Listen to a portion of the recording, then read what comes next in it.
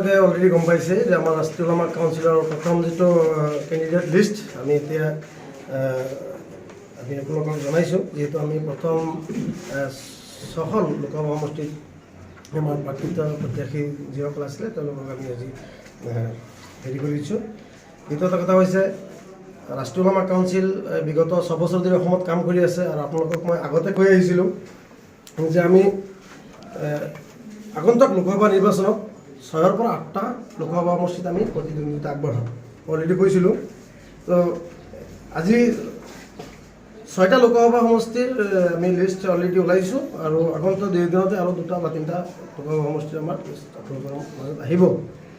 আৰু বৰ্তমান অসমৰ যিটো পৰিস্থিতি আপোনালোকে অলৰেডি জানে, যি সময়ত নেকি ভাৰতীয় জনতা পাৰ্টীৰ চৰকাৰৰ অসমৰ সন্মানীয় মুখ্যমন্ত্ৰী হিমন্ত বিশ্ব শৰ্মা ডাঙৰীয়াই কৈছিল যে মোৰ চাচা মামাৰ ভোট নালাগে, সিহঁতৰ মোৰ ভোট নালাগে।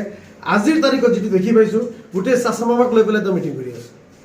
গোটেই যেতিয়া কৈছিলে আমাৰ লোকেল চিকেন নালাগে, এতিয়া চব লোকেলবিলাক লৈ পেলাই তেওঁ মানে সভা সমিতি বা যোগদান পৰ্ব তেওঁলোকৰ চলি আছে।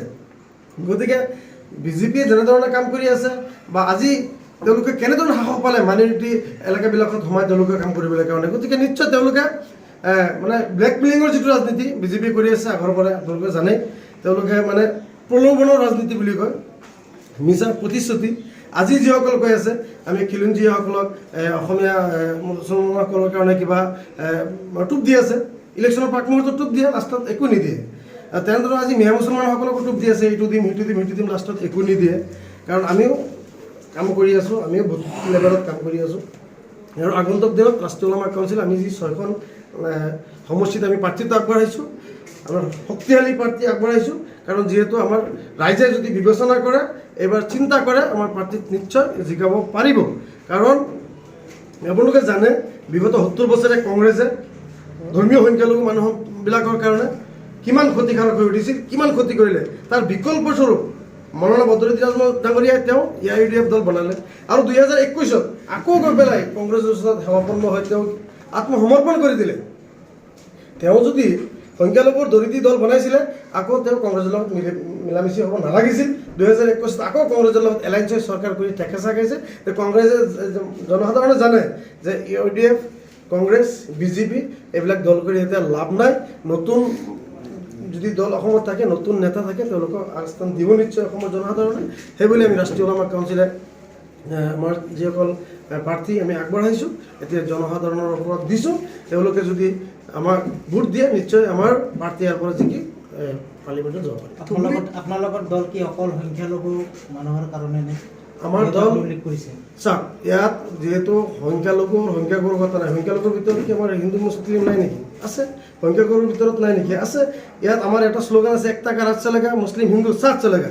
বিশেষকৈ আমাৰ মই কৈছোঁ সংখ্যাগুৰুৰ কাৰণে কি কৰিছে এইখন চৰকাৰে? সংখ্যালঘুৰ কাৰণেতো কৰা নাই, সংখ্যাগুৰুৰ কাৰণে কি কৰিছে? সংখ্যাগুৰুৰ কাৰণে কৰক, আমাৰ কি আপত্তি নাই। আপোনালোকৰ শ্লোগানটো ভাল, এক টাকা ৰাজ চলেগা, হিন্দু মুছলিম এক সাথ চলে। কিন্তু আপোনাৰ যিগৰাকী 6জন প্ৰাৰ্থী দিলে, তাৰে এজনো হিন্দু প্ৰাৰ্থী নিদিলে। চাওক, আমাৰ ইয়াত আপোনালোকে জানে অলৰেডি। এতিয়া আপুনিতো বিজেপিক সুধিব নোৱাৰে, কাৰণ বিজেপিয়ে যিটো তেওঁলোকে 14খন লোকসভা সমষ্টিত যিটো 12খন না 13খন যিটো কেণ্ডিডেট তেওঁলোকে দিছে, এটা মুছলমান দিছে নেকি বিজেপি? আপোনালোকৰ শ্লোগানতে দিছে এক টাকা ৰাজ চলেগা, হিন্দু মুছলিম কা ৰাজ চলেগা। আপোনালোকৰ শ্লোগান হিচাপে আমি কৈছোঁ। শিলচৰ লোকসভা সমষ্টি আছে ঘোষণা কৰিবলৈ, আমাৰ এতিয়ালৈকে আপোনাৰ কোকৰাঝাৰ লোকসভা সমষ্টি ঘোষণা কৰিবলৈ আছে। আমাৰ হিন্দু কেণ্ডিডেট অট'মেটিক। তথাপি আপোনালোক প্ৰথম লিষ্টতে হিন্দী লিষ্টত নাম নপৰিল। কাৰণ এতিয়া তেওঁলোকে আমাৰ যে ছেকেণ্ড লিষ্ট আৰু ওলাই আহিব, থাৰ্ড লিষ্ট ওলাই আহিব। আমাৰ জাষ্ট প্ৰথম লিষ্ট আজি ওলাইছোঁ। বিজেপি যিহেতু শক্তিশালী, ধুবুৰীত ইতিমধ্যে তেওঁলোকে ৱাকঅভাৰ দিয়াৰ নিচিনাই বদৰুদ্দিন আজমলক। চাওক, ধুবুৰীত এইবাৰ বদৰুদ্দিন আজমলক জিকাবলৈ কাৰণে বিজেপিৰ এইটো প্ৰিপেয়াৰ হয় আৰু বদৰুদ্দিন আজমল এইবাৰ ধুবুৰীৰ পৰা জিকিব নোৱাৰে। চাওক, ৰাষ্ট্ৰীয় ওলামা কাউন্সিল আমি যিজন প্ৰাৰ্থী দিছোঁ, তাৰে একদম লোকেল প্ৰাৰ্থী, খিলঞ্জীয় হয়, ছাইদুৰ ৰহমান চৰকাৰ শক্তিশালী প্ৰাৰ্থী হয় আৰু ধুবুৰীৰ জনসাধাৰণে এক জিকাই পাৰ্লিমেণ্টত দিব। আপোনালোকৰ যিটো সংগঠন বিশেষ তৎপৰতা নাছিলে ইয়াৰ পূৰ্বে, বা সংগঠনৰ বিশেষ তৎপৰতা দেখা যোৱা নাছিলে, কিন্তু তাৰ পাছত আপোনালোকে এইবাৰ কেণ্ডিডেট দিছে। সংখ্যালঘুৰ ভোট আপোনালোকে নাজানিব পাৰে আমি 13খন জিলাত আমাৰ শক্তিশালী সংগঠন আছে।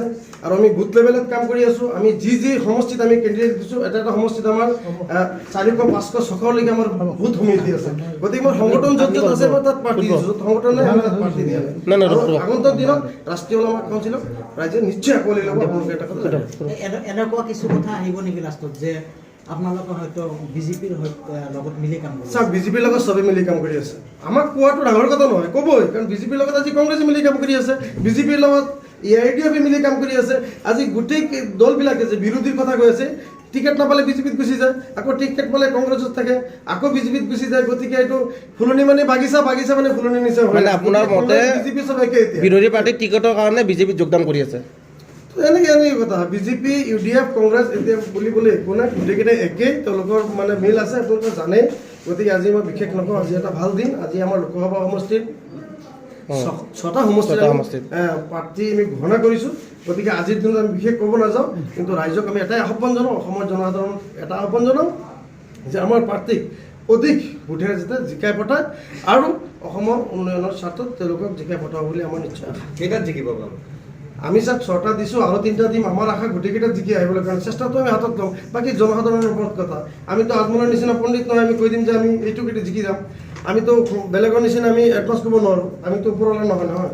গতিকে আমাৰ দায়িত্ব আছিল আমি ৰাইজৰ ওচৰত মানুহ পঠিয়াই দিয়ে, ৰাইজে বিবেচনা কৰিব কিমানজন প্ৰাৰ্থী জিকাই পঠায়। আজমলৰ AIDF দল প্ৰায় 20 বছৰ অতিক্ৰম কৰিলে, তাৰ পাছতো মাত্ৰ 3টা সমষ্টিত কেণ্ডিডেট দিছে, আৰু আপোনালোকৰ সাহস নাই, তেওঁলোকৰ সাহস নাই, সংগঠন নাই না। আজমলে কেইটা জিলাত কাম কৰি আছে, ৰাষ্ট্ৰীয় ওলামা কাউন্সিলে কিমানখন জিলাত আছে, আপোনালোকে ৰিপৰ্ট লওক।